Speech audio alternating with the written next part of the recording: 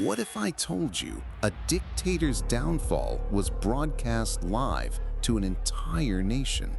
What if his final moment of triumph turned within seconds into panic, betrayal, and execution? It's December 1989. Over 50,000 Romanians stand in a freezing square, many dragged from schools, factories, offices. They've been told to cheer for a man who's ruled their lives with an iron grip for 24 years.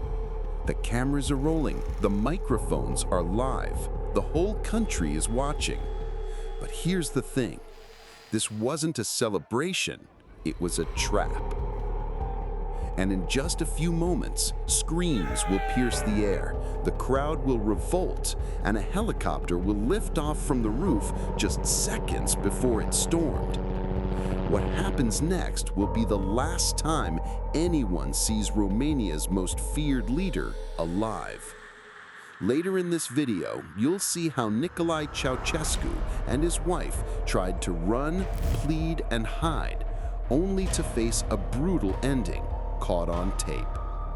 By the end of this story, you'll understand how one staged speech triggered the total collapse of a regime.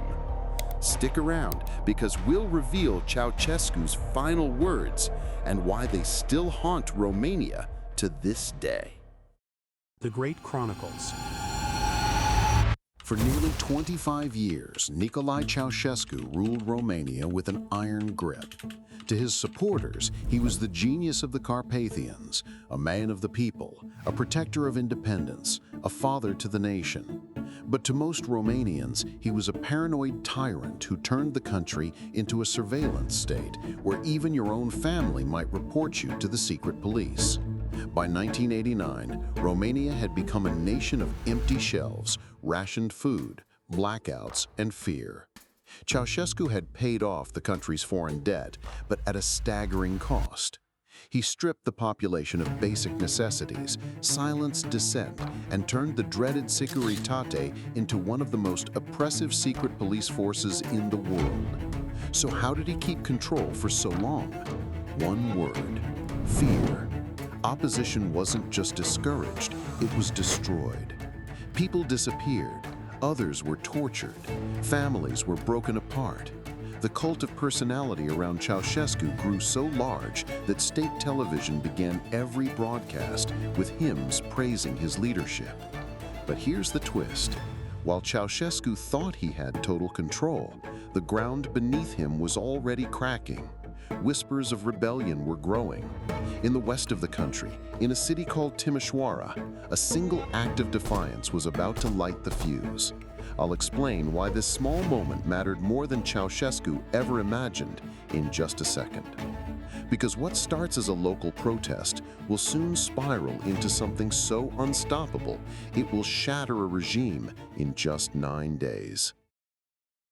December 21st, 1989. Just days after protests erupted in the city of Timișoara, sparked when a local priest openly criticized Ceaușescu and was violently arrested by security forces. When locals resisted the arrest, soldiers opened fire on unarmed civilians. People died, and now the entire country is talking. Ceaușescu is furious the unrest has spread beyond Timișoara, but instead of addressing the outrage, he does what dictators do best. He stages a distraction. He calls for a mass rally in Bucharest, his largest ever, and demands it be broadcast live across Romania. The goal?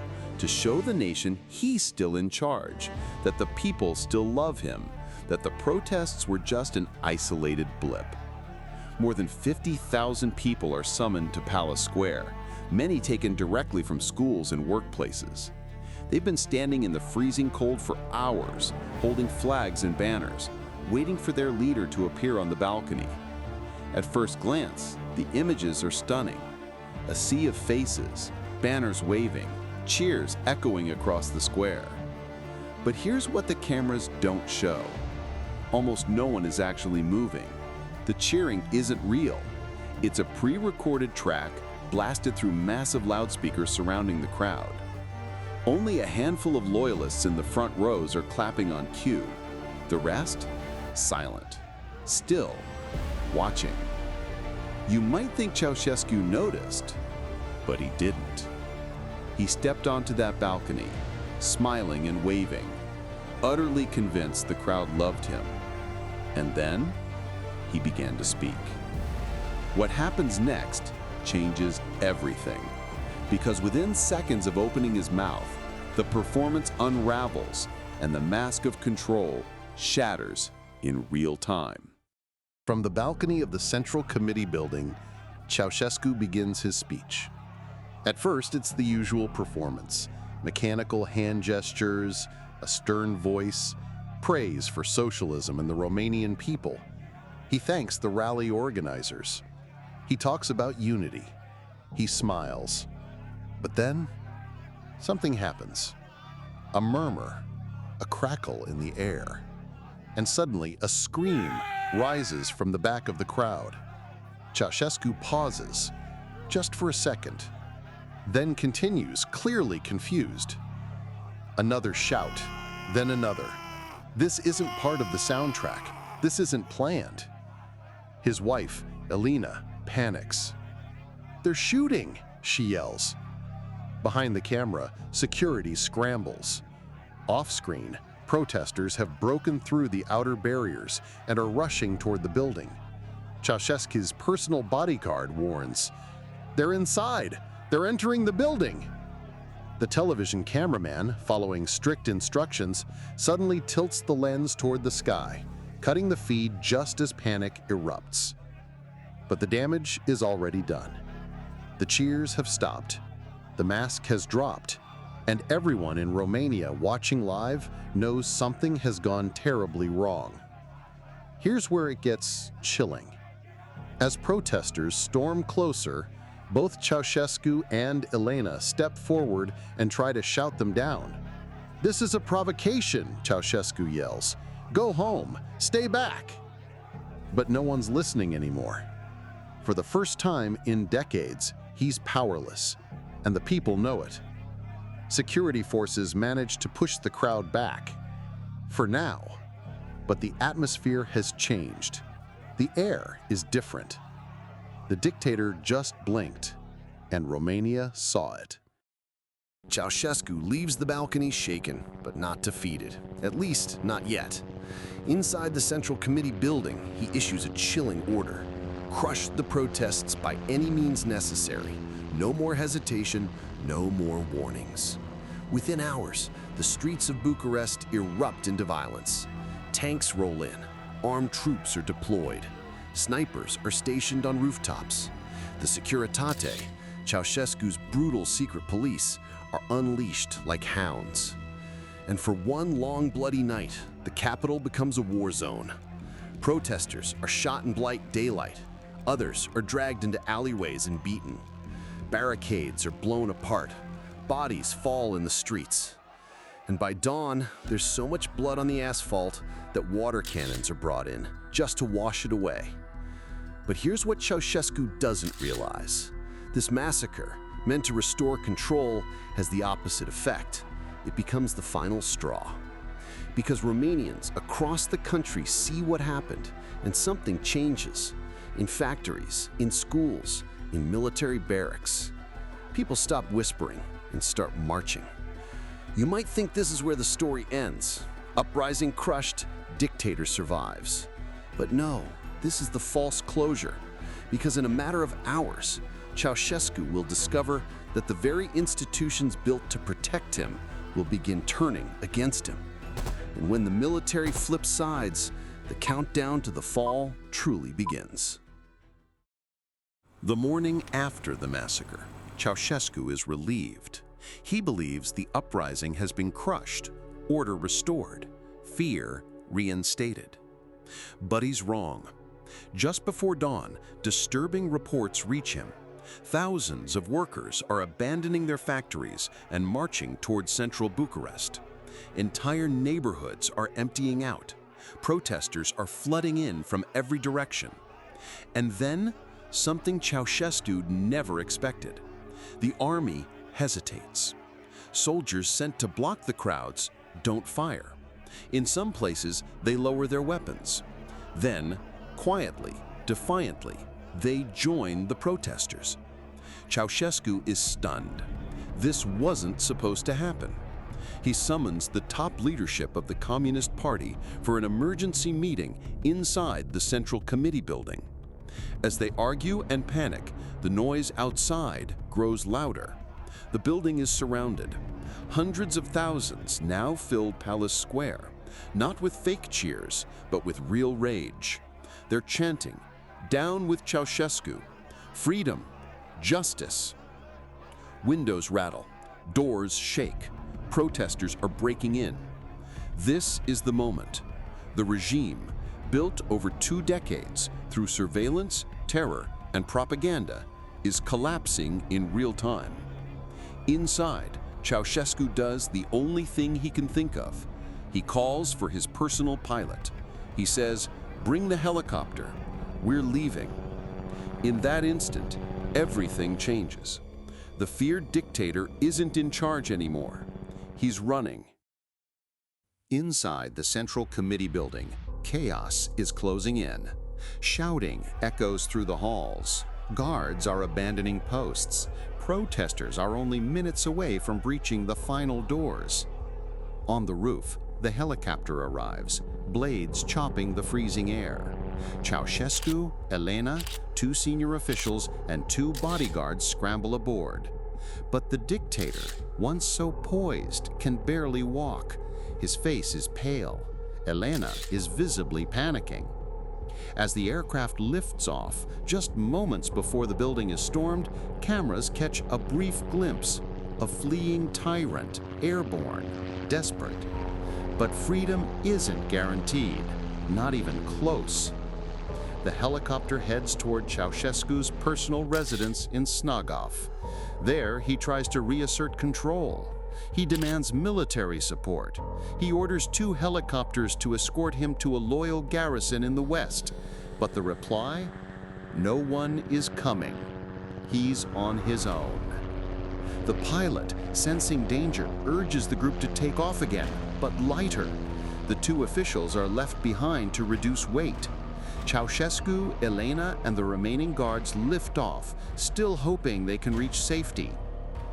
They head west toward T2, but as they fly, a message crackles over the radio. All flights are grounded. Any unidentified aircraft will be shot down. Ceaușescu freezes. There's only one choice: land or die in the air. The helicopter touches down on a remote road between Bucharest and Târgoviște.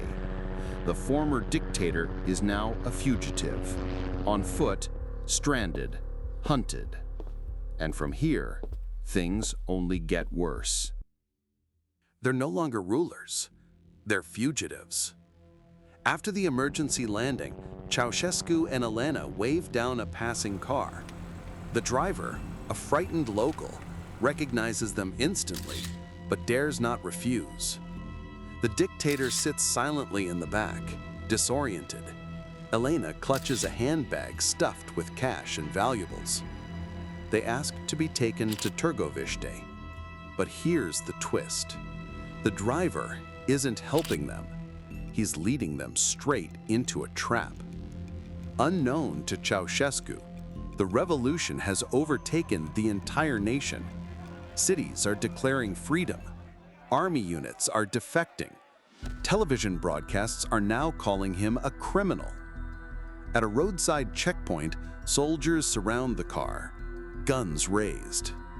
The Ceaușescus are arrested on the spot. No resistance, no power, no escape. They're transported to a military base outside Târgoviște and placed under armed guard. For the first time in decades, there's no red carpet, no lavish bedroom, no servants. Just a cold army cot and uncertain whispers outside the door. But Ceaușescu still believes the party will save him. He spends the next day repeating party slogans, insisting the people still love him, denying everything. Meanwhile, the new provisional government is forming. and behind closed doors, they make a decision. There will be no lengthy trial. This must end fast. Because outside, the people want blood, and they want it now. December 25th, 1989, Christmas Day. Inside a small, cold room at the Turkevich military garrison, a makeshift tribunal is convened. No red robes, no high bench, just a few soldiers, a hastily assembled panel, and two aging figures seated awkwardly side by side. The cameras are rolling.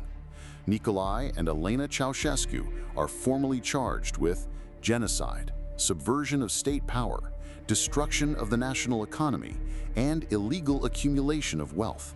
But this is not a trial in any conventional sense. It's a show trial, raw, urgent, and unforgiving. Ceaușescu refuses to recognize the court. He shouts party slogans, calls the tribunal illegal, and demands the presence of his lawyer. Elena mocks the process, yelling at the guards and insulting the prosecutors. But no one listens. Evidence? Irrelevant. Testimonies? Skipped. Appeals? Denied. Outside the garrison, angry crowds are gathering. The new leadership knows if they delay, the people might take justice into their own hands. The verdict comes fast. Guilty. The sentence? Death. The room falls silent. Elena screams in disbelief. Ceaușescu is stunned, silent for the first time. There's no time for goodbyes, no final meal, just a grim walk down a hallway, soldiers flanking them on both sides. The revolution, in the end, doesn't want justice, it wants closure. And that is only seconds away. The couple is marched into a walled courtyard behind the barracks. The sky is gray, the air still. Only the sound of boots on concrete. A firing squad of paratroopers awaits. Cameras roll, shaky, frantic, but unflinching. Ceaușescu and Elena are tied up hastily. There's no blindfold. In these final seconds, Nicolae begins to sing the Internationale, the communist anthem. His voice is trembling but defiant. Elena shouts, "Don't separate us." She clutches his arm. The executioners hesitate, not from mercy, but from confusion. Then the command is given. A burst of gunfire. Then another. The bodies crumple to the ground. The date is December 25th, 1989. The footage will be broadcast across Romania and the world within hours. People weep. Others cheer. Some simply stare in silence, unsure what they've just witnessed. For a generation raised under Ceaușescu's rule, it's like watching a myth collapse into dust. But one detail haunts Romania, even now. Ceaușescu's last words. Just before the shots rang out, he turned to his captors and said, "Long live the Socialist Republic of Romania, independent and free." Even in death, he refused to admit defeat. Remember when I said at the start, this was more than just a dictator's fall? This moment wasn't just about Ceaușescu's death. It was the end of an era of fear, lies, and oppression that had gripped Romania for decades. Within months, Romania held its first free elections since 1937. Within years, it joined NATO and the European Union. A country once ruled by terror was suddenly on a path to freedom and rebuilding. Even the national flag changed. People had been cutting a hole in the middle to remove the communist emblem, and that powerful symbol of defiance eventually became the new standard. But here's the thing that changes everything. Ceaușescu's downfall wasn't inevitable. Not until the crowd stopped pretending to cheer. Not until the army laid down its weapons and joined the people. Not until the dictator himself tried to flee and was utterly abandoned. This story is a powerful reminder. Even the most entrenched tyrannies can crumble if enough people dare to say no. And the biggest shock, the fact that Ceaușescu's final televised rally, meant to show strength, actually revealed his deepest weakness. In any system, in any society, the truth always finds a way to break through the noise. And here's a strange twist lost to time. Centuries earlier, the Prince of Wallachia, Constantin Brâncoveanu, cursed the very land where Ceaușescu would later demolish homes to build his palace, swearing that blood would be spilled on a holiday and misfortune would follow. Coincidence or a curse fulfilled? If you skip this part, you'll miss the key takeaway.